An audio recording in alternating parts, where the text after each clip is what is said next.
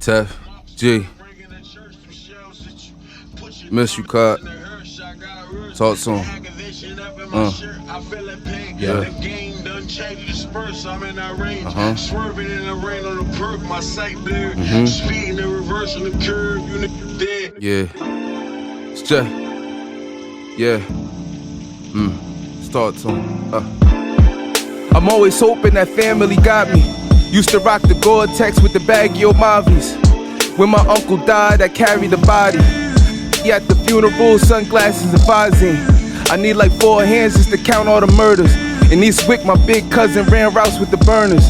I was in the art, cuz told me stick to the music. It's too bad my little cousins had different influence.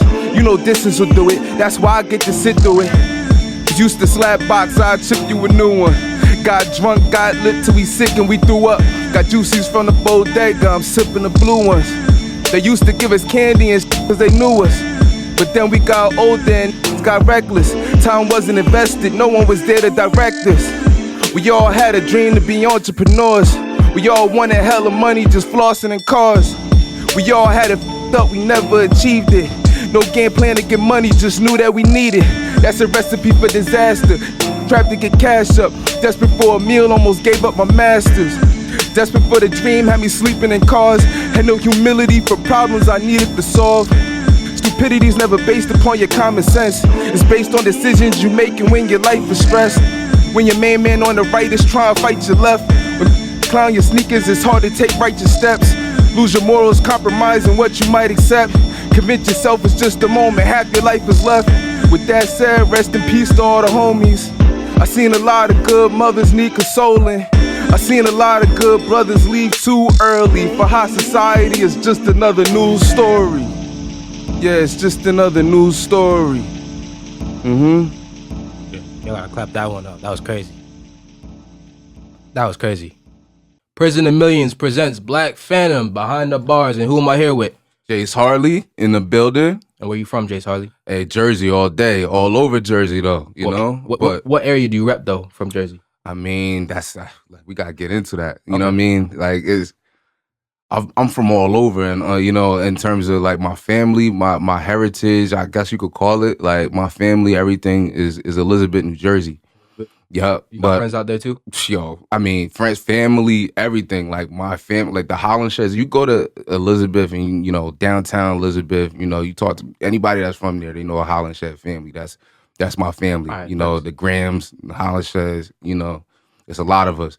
But I went to school in South Jersey. I grew up and you know going to school in South Jersey. So I was always torn between it because like my family up north always felt like South Jersey was corny. Wait, why do you feel like South Jersey corny? Yo, it's just like I mean, it's just the vibe. It's the I would say it's it's just it's different cultures. You know, like I mean, like North Jersey obviously gets its influence from New York, and South Jersey gets its influence from Philly. So I think it was just a swag thing where it's just like, you know, and even when I was going to high school and I went to school in Burlington. And so shout out to, you know, Burlington, BC Zoo, you know, Borough, all of that, you know what I mean? But they different. Like it's a different types of people. So, you know, when I went to school, I didn't actually have a lot of friends in school because I looked at them like, you know, Corny. yeah, it's like, yo, if my family was here, y'all wouldn't look, you know what I mean? Y'all, Yeah. you know, almost like, you know, you look at, like, it's almost like, I just felt like they was, you know, at certain points trying too hard. You know, trying to be, you know, accepted in a certain way too much. And, you know, it's no disrespect. You know, I love, you know, because so I grew up at, you know, in terms of that's why I said is that it's a torn dynamic because it's like, you know, when I would go to school and see certain people and, you know, it's just, you know, they, without trying to hurt anybody. Say how it is, bro. Yeah. I'm trying to be, you know, like respectful, you know, because that's not, you know, that's not my MO. But I'm just saying in terms of like when I was younger, it was just like I felt like, you know, people trying too hard. You know, it's just like I'm getting into trouble for the sake of just proving that you know what I mean, just like trying, just that you bout it. That's right. What, and that was like, yo, I couldn't. I'm like, yeah, nah, bro, I'm good on that energy. Like, you know what I mean, I'm good. You know, I know a couple homies that just, you know, just out here wilding. You know, just wilding. Like, yo, why are you doing that? You don't have to do that. Yo, you don't have to do that. Yo. Yeah. You Makes know, sense. we still got love for you. You don't got to do that. You know, and I guess the swag, like I said, the swag was different. The clothing is different. You know, I think Philly's much more grunge. Grunge, it's real like, it's gritty, whereas North Jersey a little more pretty. In terms of like a little more like yo, what you Pristine. got on, bro? Like, like yo, why you rocking that? Like, why or like when I or we even our talk, you know what I mean? Like they I think that's one thing that grew on people was South Jersey, Philly talk. Okay, where Like but like back then. John, John, and like like yeah, I John used and to go stuff. around my cousin saying John. They'd be like, yo, what are you talking about, yo? What are you Like, talking what about, are you fam? saying, Yeah, yo? yeah. And so yeah, but so I always had that best of both worlds, but I felt like I never belonged in either world, and it made me not really care to even belong in either world because I appreciated the perspective. Whereas it's like, wow, felt like I had a unique place. Whereas Definitely. like I didn't feel the need to associate with anyone Mhm. because it's like it In gave your own me lane. I'm in my own lane because it's like I see both sides. I see all sides. You know what I mean? Yeah, And so yeah. yeah, that was like the first time, like I guess, growing up, giving me like a different perspective on things, and then I wound up traveling, and once I got older and going to different places, and then Where'd I really opened my mind up. Where'd you go? Let the people know. Oh, in Yeah. case you didn't know, let me just put this out there. We got 650,000 people incarcerated right now watching this. So Mm. tell them where you went, but before you get to that, do you have a message for anybody inside? I mean, message, yeah, it's just because my cousin that was on that song, like my cousin Tev G, he passed away. He was murdered when we were younger. He was before his 21st birthday, right before his 21st birthday. And but he was locked up for a few years, and then he came home, and my homie, I have a couple homies that was locked down, and just I went through hell. My bro Zoo Life, we went to school together, and he was locked. He was 10 years, and one thing I helped him with when he came out, he wanted to do a documentary About called what? "Breaking the Cage" Okay. about the prison system and the incarceration rates of Black youth, and how a lot of Black youth are tried as adults. Yeah. You Yeah, they know, are. Yeah. 16, yep, tried as an 60, adult. yep, Facts. exactly for nonviolent crimes, Yeah. and so I think it's one thing that I would say is that I think as Black men we always are ducking because the incarceration rate is higher than the Black small business rate. Yeah. You know what I mean? There's more of us incarcerated than us that own small businesses, and I don't think that's by accident. I feel like that's a by problem. design. That's a problem. Yeah. And so I think anything to say, to anyone is, is hold it down. Obviously, Yeah. and get through. And on the other side of this, I think is is a blessing, but I think it's in the mindset. I think understanding that they want to put us back in. When you in there, it's like get through it. But then it's like being around the right people once you get out. It's like that's probably like Not going back to the same block, same community, doing the same stuff. doing this 100%. exactly, Yeah, it's a cycle. And so almost like planning that transition when you win, so that way when you get out, you're around the right people, you're associated around the right people with the right mental, people that actually care about you and want to see you win. Yeah. Not people that just want to throw you right back into the cage, because there's a lot of jealousy, it's a lot of fakeness, it's a lot of corny people trying to like, position themselves as something that something real, and it's like, yeah, nah, 100%. So But going back to your travels, where have you been, first of all? And I also heard you lived in some other places too. So tell me about that. But so I started traveling in the States, and it wasn't until like my music went viral for the first time. what was that? How old were you? Oh, I was almost 30, bro. It's like I was like 28, 29 probably when my music first like took off. And I felt like I was late in the game. Yeah. So but once the like stream revenue started coming in, different things, it really it allowed for opportunities that I didn't have before.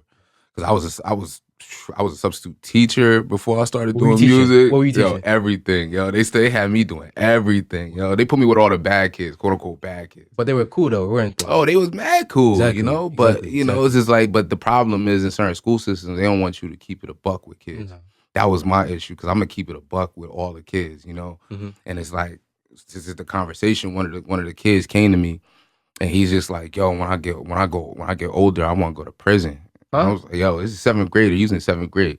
I'll never forget." And I'm like, "Yo, bro, like, what do you like? What do you mean you want to go?" He's like, "Yo, my uncle went to jail." He said, "Yo, when you in prison, yo, you get everything for free. They fix your teeth, you get free food, everything." He's like, "Yo, when I get older, I want to go to prison." I'm like, "Yo, bro, that's not the move, yo. As young black men, you know what I mean, we gotta strive for better." I was like, "Yo, you know, man, grown men, you know, rape, murder, you know, there's a lot going on in prison that, You you don't know, know. it's you don't know about." And I'm like, it's bigger than just getting your teeth fixed and working out all day, bro. Yeah. And one of the white teachers overheard that, you know. And what they say. Oh yeah, and they didn't say nothing to me because, you know, it's all that, it's a passive aggressiveness. So they told the principal, happened to be black principal. So anyway, yeah, so the principal calls me. He's like, "Yo, so, you know, heard you was talking to this young black man, da, da, da, da." Not even didn't say young black man, but he's like, "I heard you told one of the students," whatever. I said, you know, as a young black man talking to another, I felt that it was my responsibility to tell him that, you know, because he's already been kicked out of 3 schools. So, you It's know, on track. yeah, he's on track to, you know, and with the dialogue that he's telling me, like, "Yo, this is a warning." Principal, like, "Yo, your job isn't to help the students. Your job isn't to talk to the students and encourage them. Your job is to pass out paperwork. That's your job, pass out paperwork." He's like, at this point, I don't want you working in this district." I said, "What? Yo, that is extreme, yo. That's extreme."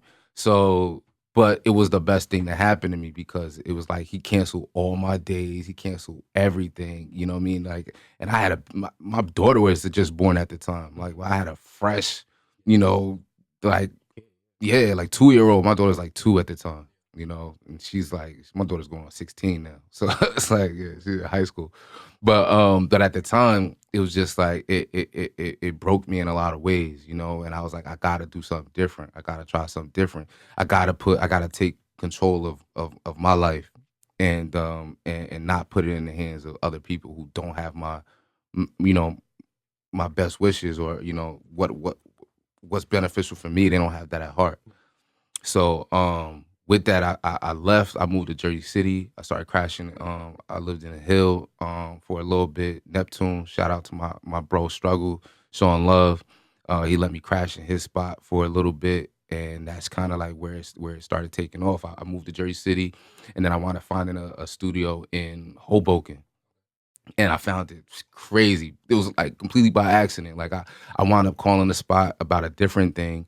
And the guy, like, my name is Jason. So the dude called me one day. He's like, "Hey, he left me a message like, Jason, hey," like, but it was after like months after I'd already talked to him. And then he left me a message on my voicemail. It was just like, "Yo, man, that studio, whatever, the side that you wanted to check out, it's available, whatever, hit me back." So I'm like, "What? It's a studio?" I was like, "I haven't talked to this dude in a minute." So I called him back, just, you know, like, "Yo, what's up? You said it was a studio?" He's like, "Yeah, Jason." And he's like, "Oh, wait, you're the wrong Jason." He's like, "Yo, I called the wrong Jason, yo. My bad, yo." I was like, "No, no, no, no, no, but still, you got a spot?" Yeah. He's like, "Yeah, yo, if you want to come through, check it out, check it out." I came through, and the rest was history. I wound up getting that studio. I lived in there. I slept in there. I would shower at the gym, or shower, just wash up in the bathroom best as I could, and I just would grind out, working. I learned how to, like, EQ. I would take studio sessions, and I would just chip away. I just chipped away at my album, little bit by little bit, for about 3-year period. Just grinding. It's just like, yeah, bro. It's like living just Yeah. no dedication. Yeah, yeah. And that was the thing that changed my life. So in 2016, my first album that I wound up putting out, it went viral on Pandora. I was like one of the first artists to, like, release music independently on Pandora. This is before DistroKid and all these other things happened. So music wound up, like, taking off online. You know, stream revenue started coming in. So then I was like, all right, I'm gonna take this as the opportunity to, like, go different places. I've always wanted to travel. So, like I said, I started in the States. I went to Cali. I went to what do you call it? New Orleans, all these, you know, just different spots, just, you know, and visiting and meeting people, and then connecting. And then that led to me getting partnering with an organization called Remote Year. And I went to Europe for 6 months, and I lived in. I did a month in each city. I lived in Croatia, That's lit. and then Prague, Okay. and Czech Republic. Then I did Valencia, Spain. Okay. We traveled to Running of the Bulls, went to Pamplona, Yeah. and then I stayed in Bulgaria for Okay. a month, Sofia, Bulgaria, and traveled to Paris a few times, Yeah. Rome, and we just traveled around like Did you that go to whole. London? Did you go to London? Nah, I didn't go to London. Just I mean, I had my layover was in London, but I didn't actually You didn't like step out. Yeah, nah, because it was at the time I just wasn't interested in London. Just to be honest, okay. like, Yeah, that's fair enough. That's fair enough. I just wasn't interested. I'm not gonna take it personally. I'm not gonna take it. I'm not gonna take it personally. But Yeah. No, for those of you who don't know, I used to live in London for like 9 years up until about 7 months ago. So where'd you live at in London? I lived in West London. Shout out West London. Nobody from London is really watching this, but if you been to London, if you have any knowledge, shout out to you. Respect it. Yeah, But no, that's a different monster going to London. Yeah. That's like my home for real. Yeah, I'm gonna be honest. One of the real reasons is because the conversion. Oh yeah, the conversion's crazy. Conversion is crazy. I was like, yo, I'm not really extortion. trying to like blow all my bread out in London like that, yo. Yeah, It yo, gets expensive. It gets fast. dumb expensive. I didn't even want to Fast. stay in Paris when I was out there because it was so expensive. Yeah, I'm yeah. just like, yo, this is ridiculous. Yeah. Ridiculous. I'm just eating regular food, and it's just like, yo, $20, $30. Yeah, a meal. Yeah, Yeah. Yeah, it's like that, literally. Like I gotta do this 3 times a day, bro. Like, for real. nah. So that's why I like, they call it Eastern Bloc. I like the Eastern Bloc is a lot. The conversion rate when I was in Croatia. Oh yeah, I felt blessed. Bro. Blessed. Yo, I walked down the street one time and a guy was at this like little food stand, Mhm. and the guy, because they don't, there's no black guys walking around Croatia. Yeah, you so I was stuck out like, a I little bit. stuck out like, oh, that was Yeah. a tourist something, yo. Facts. So, they will always want to, walk up to me and talk to me Yeah. and stuff. So one night I'm leaving, like I met some people out there. I was leaving the club and there was just one little stand. We got drunk and I was just like, I need some food, yo. Stopped at the stand. It's the only thing open. And a guy walks up to me and he says, "Hi, hey, they always want to practice their English." Yeah, so yeah, of course, of course. Of course, you see the opportunity, you gotta take it, yeah. So he said, "Hey, where are you from? Where are you from?" I'm like, "Oh, what's up, man? I'm from Jersey. I'm waiting for my sandwich and stuff." And he's like, "Oh, wow." He's like, "Where do you live? Where do you stay at here?" I'm trying not to give him all my Yeah, information, you gotta stay safe. So I'm like, "Oh, I'm in Jinan, over there. Like I had a spot. It was along the beach. It's a beautiful area." He's like, "Oh, you live in Jinan? You stay in Jinan?" He said, "You are a rich man." I said, "Nah, bro." Like he was like, "No. You stay in Jinan? You are a rich man." I was like, but that's that exchange. Yeah, that no, exchange. seriously. Because when I'm back home, nah, bro, I'm not a rich man, yo. That's the conversions. first person that ever came up to me and called me a rich man in my life. But It's the strength of the dollar. It's true. Yeah. So, what was your favorite place you went to while you were in Europe? 'Cause Prague. Prague. Yeah. I know somebody. One of my friends was just out there, and she said Yeah. she loved it.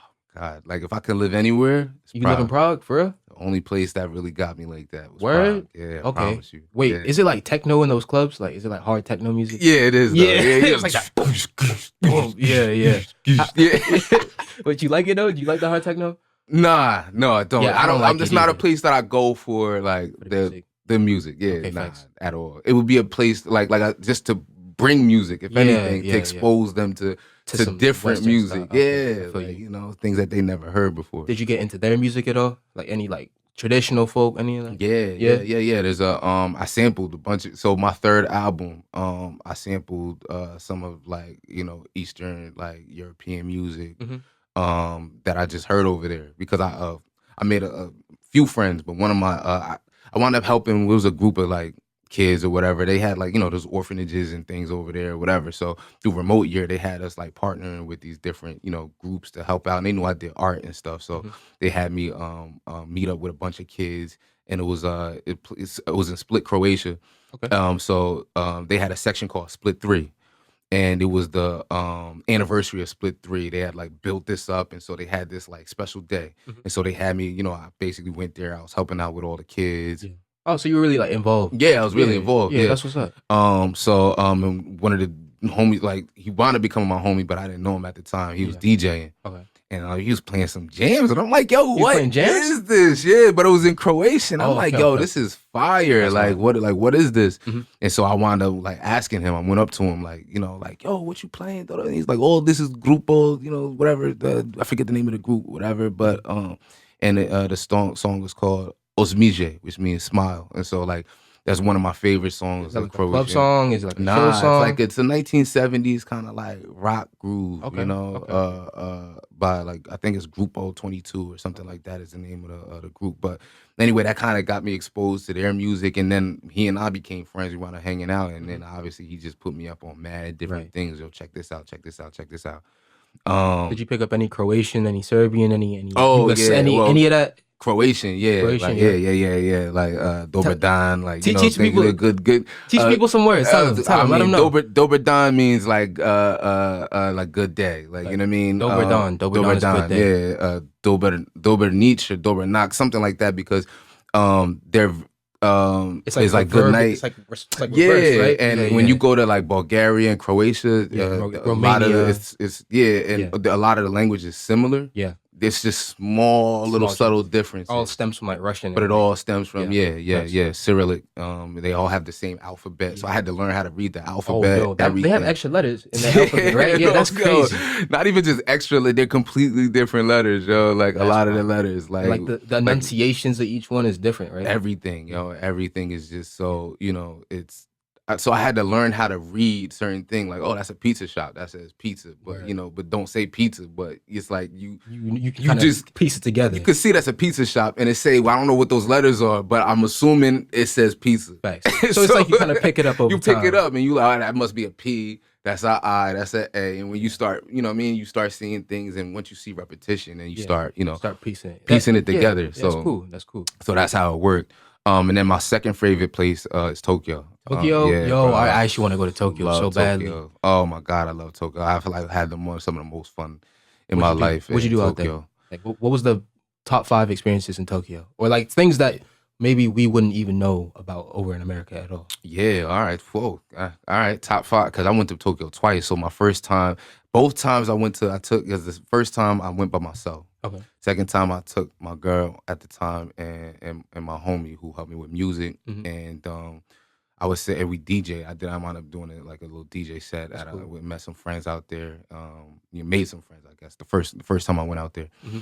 And we wound up I guess, top 5 thing I would say a place called Team Planet Team Labs. Team Labs? Yeah, Team Planet Labs. Something like that. Skateboarding?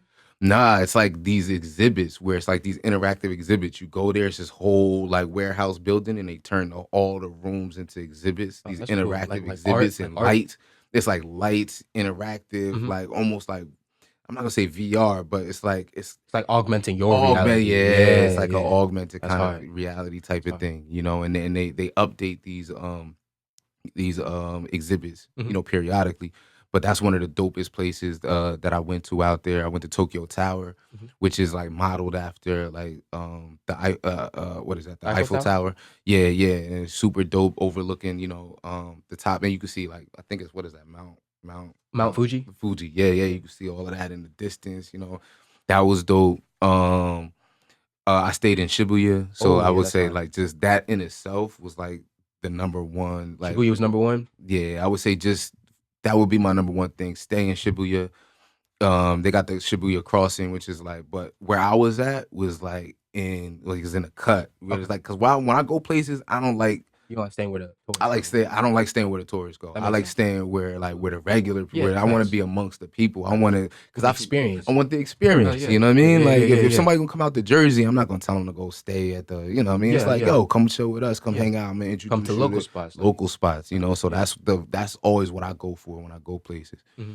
And so I think those 2 places, Prague, Tokyo, in terms of like going off the beaten path and staying in places that are like. Not like the touristy kind of places. Right. Oh, I loved it. I have an interesting question actually. Mm-hmm. I know in like Korea, there's a big U.S. influence on like their culture, their music, but it's like they kind of incorporate it into what they already have. What extent has American culture influenced what you saw in Japan? do you think? Oh, American culture? Yeah. I mean, I am fully American. Once I realized, once I left, yo, like I am like No, but I mean, like in the sense of, do you think American culture, like what we have here, has had an influence in Japan? Like, did you see anything that you thought, oh, that looks a little familiar, or like that could be? the American influences are just in certain things in the language that I realized. Like, no, like when you're there, they're fully much like It's them. it's them. Okay, facts. They don't really. And I think in most of these places, there's really the only American influences, Like movies. maybe, yeah, I would say like movies and entertainment, little things like that. Yeah. Outside of that, it's just, they just speak English. Facts. That's it. Facts. You know what I mean? But they don't really care about us. They don't really like us like that. Yo, yeah. They don't really like it. A lot of countries have this like shared view of America that I don't think a lot of Americans are aware of. That's that's when I realized like, oh, I'm an American. Was like because it's the contrast is huge. it's huge. It's crazy. It's huge. You just see like, oh, most of the world just doesn't do what we do. Even the food is different. Yeah. I just like the food regulations are different. exactly. So a lot of things are just banned, Yeah. over there that you just don't have access to, I remember one day I was like, I went out to the club with some friends. I was dehydrated. I just went to the store looking for some coconut water. I was like, yo, ain't no coconuts out here. Yo. Oh yeah, facts. Yo, I just went to go order fish, and it came, and it came with a head on it. Oh yeah, I was literally about to say it came with a head on it. Yeah. Like, yo, wait, what? Yo, You wait, look at y'all you don't. It come with eyes and a brain on All it. of it. Like, You get yo, the whole everything. fish. Yo, You you pay get for the the whole fish, you get whole the whole fish. fish. I don't want this. Yo. I just wanted some fish and chips, bro. wanted some filet. I wanted, yo. You wanted the yeah, filet. They're like, oh yeah, no, that you cannot get that around here. You want no, the fish? No. You get We the have fish. good beef. You know it's fresh Good though. It's steak. free range. Yeah, no, Yeah. yeah, exactly. The chicken, everything. Oh, that's another, yo. Cause I don't even really bang with like KFC. No. But when I went to the KFC over there, Where? it tastes like the 80s, bro. I'm Japan? telling you, yeah, or just in Europe. Oh yeah, So yeah. because my second time in Tokyo, I went around Christmas, and so for Christmas, everybody gets a bucket. They call it a barrel of chicken. Our bucket, they call it a barrel. So that's one of the things. They be eating KFC on Christmas. On Christmas, On everybody Christmas Day? goes get a barrel of chicken, and so you order the Wild. barrel. And so the funny thing about like the English, right? Mm-hmm. So my homie, whatever, that he speaks like a dude I met over there. He's British, Mhm. but he's lived over there for like 15 years and So he 10, speaks 15 Japanese. fluent Japanese. Yeah. So we were all going out to breakfast one time, and he was on his bike though. So he's like, "Yo, I'll bike over there. I'll meet you. Just grab the taxi. Just tell the taxi that you're gonna go to the meeting at the Opera House." So I get in the taxi or whatever. I say Opera House. Dude's like, I don't know. What are you talking about? Like, I said Tokyo Opera House. He's like, nah, oh, homie. no. He just didn't know. Yeah.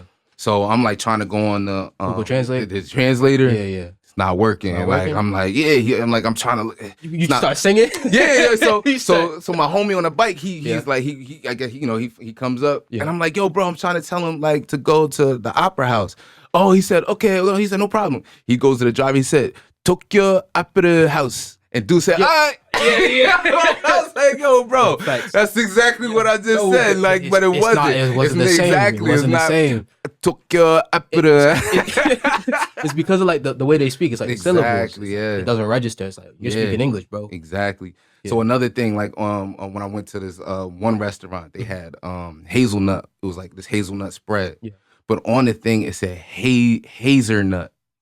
Was it German? Haze. No, it's just the way they pronounce R. Oh, They don't. Hazer. Oh, I didn't even think about that. Yo, They don't. that's It's the way they pronounce R. Yeah. So Yeah. little things like that I realized, like, oh, yo, that's wild. Like, yeah, you just pick up on little things as you travel. That's cool It's- though. Yeah.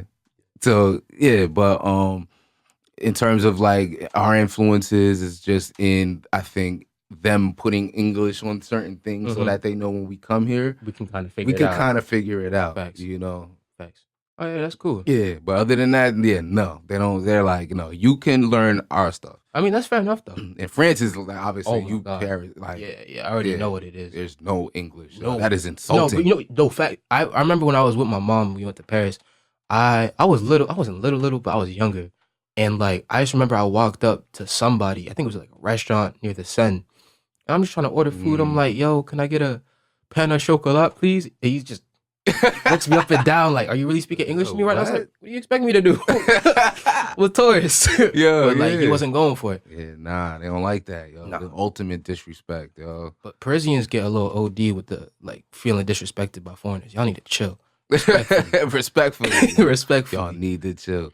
But one thing, I met people from other parts of France, and they like, no, the Parisians aren't French. Yo. That's one thing I heard. They're like, yo, they're not like us. The Parisians are very snobby. Parisians Yeah. are Parisians. They are not they're not the French. You know, bro, like a lot of Parisians get a bad rap in the UK.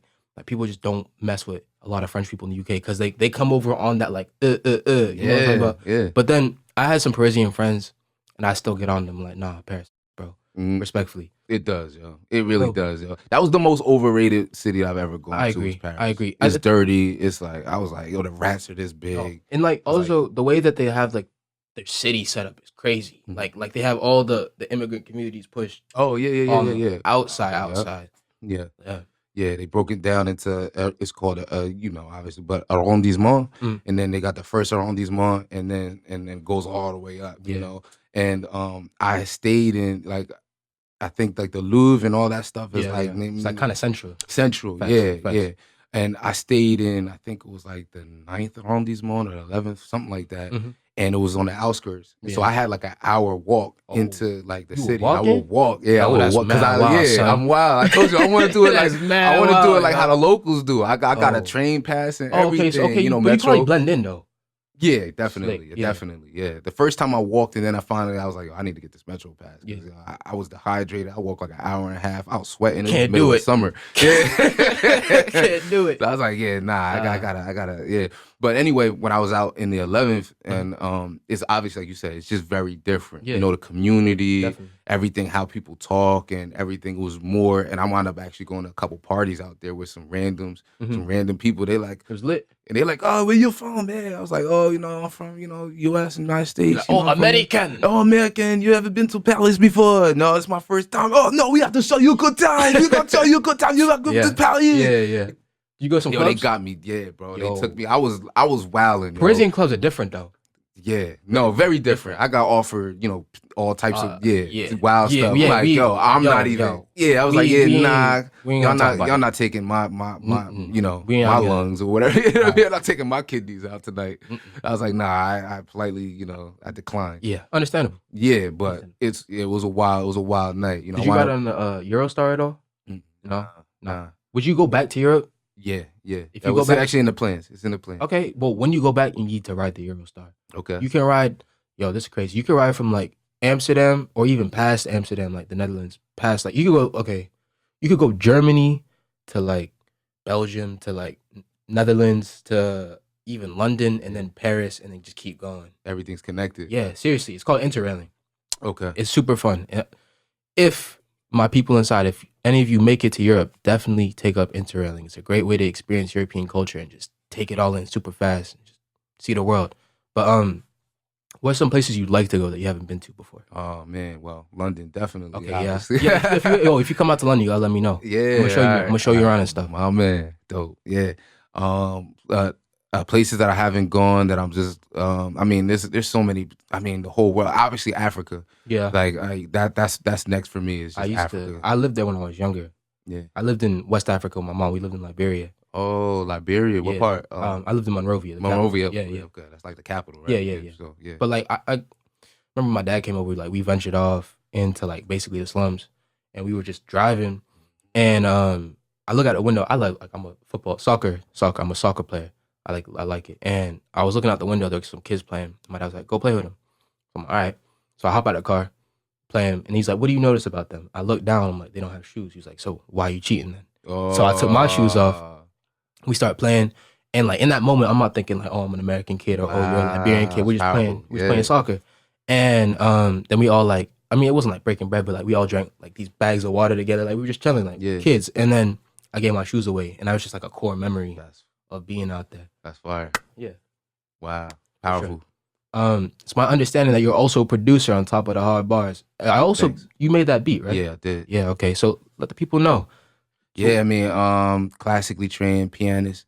Been doing over 20 years, just playing. Like I've always just had a love for art and music. Yeah. And I think that's what that's what kept me out of trouble, kept me out of the streets to a certain degree, as far as like my cousins and like my family. You know, a lot of my family members, you know, they actually encouraged me to pursue, because they're like, yo, like, you That's dope. somebody. Yeah, Yeah. my cousin was wilding. Like my cousin Tef G, you know, when he was younger, he was wilding from a super young age, like Yeah. wilding. Yeah. And you know, I would just make all the beats. He was the rapper at that time. I ain't, you know, I ain't really rap like that back then. I was just wanted to make all the beats. I just, you know, I was the producer, and I just wanted, you know, just hot bars on. Yeah, you know? 100%. Yeah. So I was I was like the core of the group. I was You kind of control the motion. You putting it all together. I was like the RZA. Yeah, You know what I mean? Just I make yeah. the beats I and feel that. everybody, you know, just comes kinda together. Put it on. Yeah. And then I would produce everybody's tracks and Right. stuff like that, and then we would record, and like that was it. I didn't come into finding my voice until much later. It was much later. After all the, I think, you know, at that young age, I didn't have. There's things to talk about, Yeah. but you know, you're young, so you know your perspectives are different. Now Yeah. I'm older. I've seen a lot of things. Like, you know, one of my best friends, I wound up going to school after I graduated in Burlington. I wound up going to school at William Patterson. Yeah. And I wound up, like, a lot of my friends, I was out in Patterson for a long time. You know what I mean? It was about 5, 6 years, 7 years of my life that I was out there. And a lot of my best friends to this day are from Patterson. And one of my best friends was actually shot and killed by the police out there before that. And I'd have a song called American Pharaoh. And that song was about him. It was inspired. But a lot of my music has been inspired by, like, my cousins. Like, you know, I've lost a lot of family members when we was young, before we was even the age, before we were even legal to drink. You know, a lot of my, you know, cousins, family, you know, that I came up with have been murdered. You know, from when I was young to even when I got older. You know, my cousin Manny, he passed early '90s. You know, he was shot. This was during the you know, just the crack epidemic. You know, when crack was just big. Rampant. And just rampant, you know, and all my cousins was selling crack in Elizabeth. You just selling, you know, it was big time, like making bread, like out there.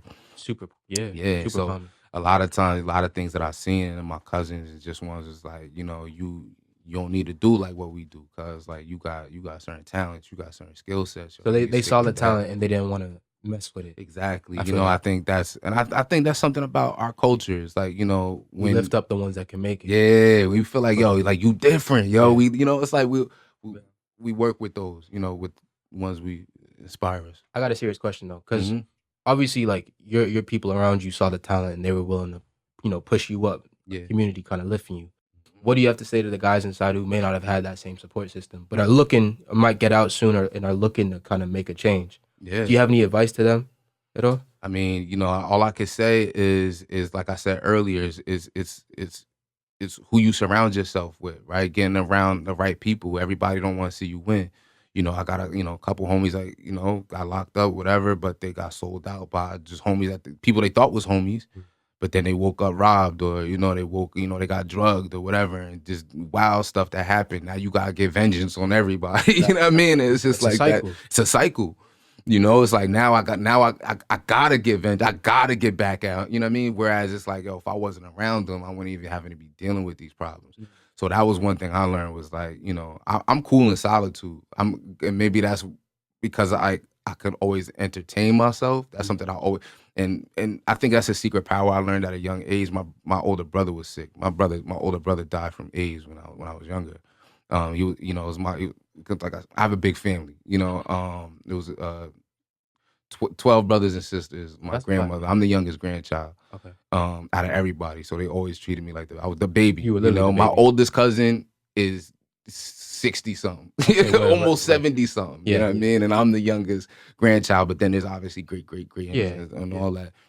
But my brother, my mother and father actually adopted my brother because his mom died from AIDS. He was my, you know, it was my all family members, you know, cousins and whatever. So people would just take on different ones or whatever. So my mom, before I was born, my older brother, she wound up adopting my brother or whatever, but he was sick. And so I was always at Children's Hospital in Philly. And you know, my brother would have seizures and different things, and so my mom and father, you know, they were always dealing with my brother. So I had to just be off in a corner somewhere. You know what I mean? Right. Like, So you learn how to keep yourself just keep occupied. myself occupied. I would draw, and before I even knew I could do music, I would just draw in the corner. I got a question. Like, how are we talking about, when, you feel slighted or someone may feel slighted by a certain situation in their community and they feel like they got to get some get back or some vengeance. Mhm. There's definitely some guys inside who have lived that, Yeah. right? But what do you have to say to the people who are in that situation already where they feel like they have to get some get back? What do you feel like is the way to break the cycle? Like, how do you feel from what you've seen from your people?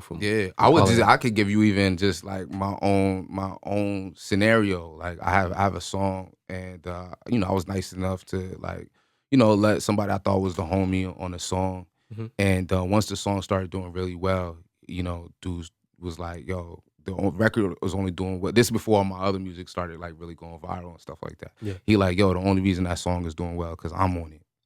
Yeah, so then he came to me with a lawyer, and then they started like kicking my back and talking about, yo, we want 75% of the record. That's wild. Crazy. How do you get 75? I made the beat.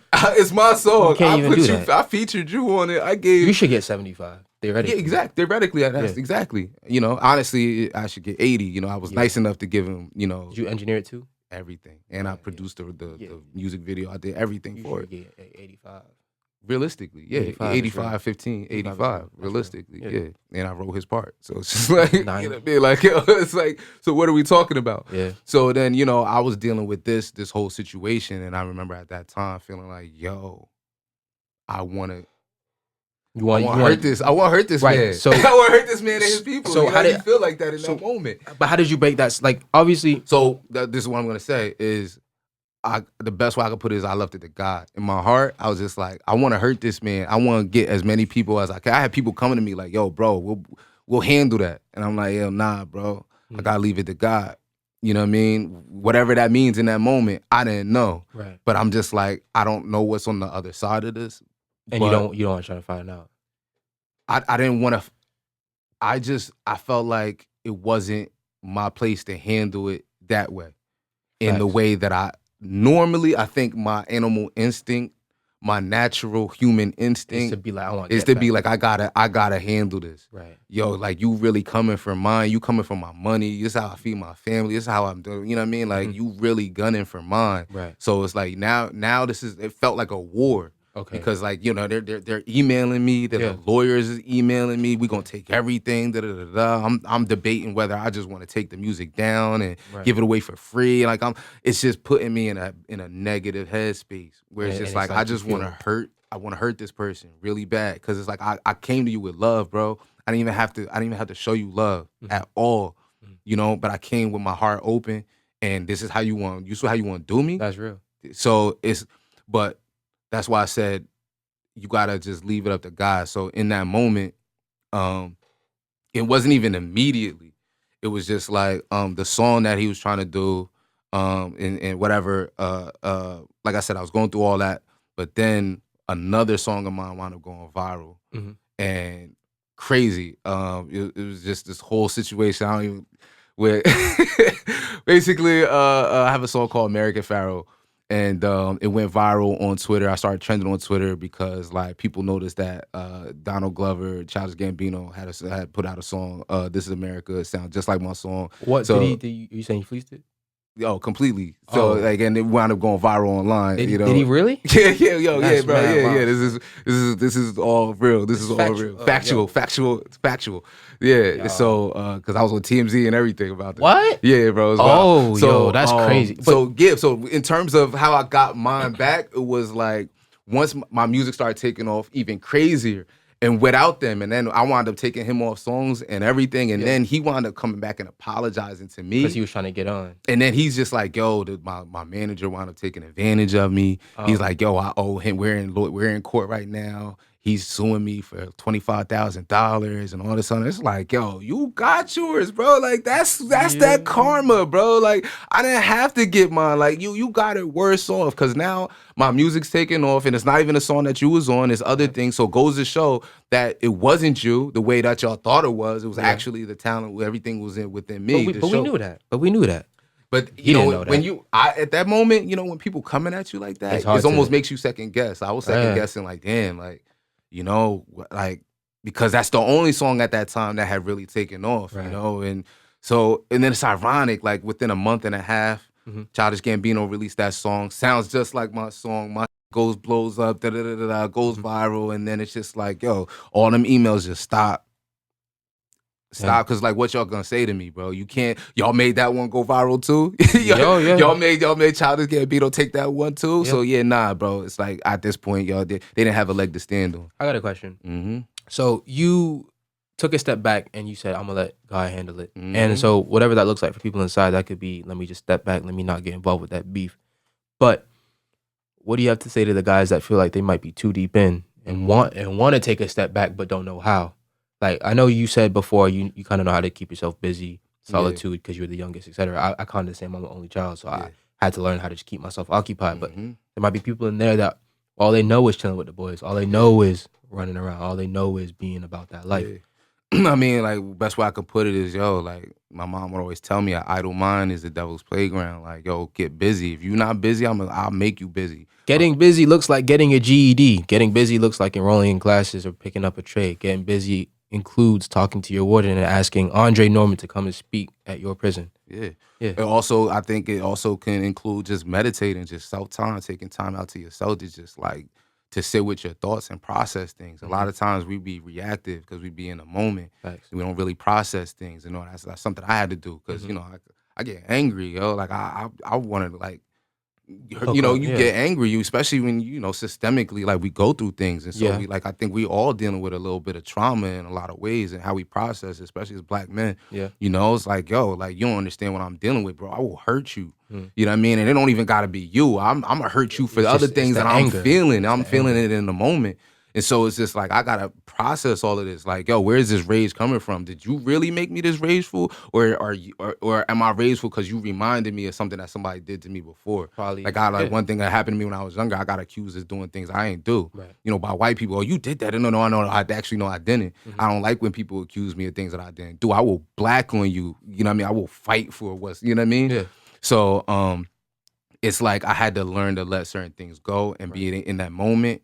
And this is good. I think this is even a relationship. So I gotta step away and process certain things, Sometimes I had to realize like the person in front of me isn't always my enemy. Right.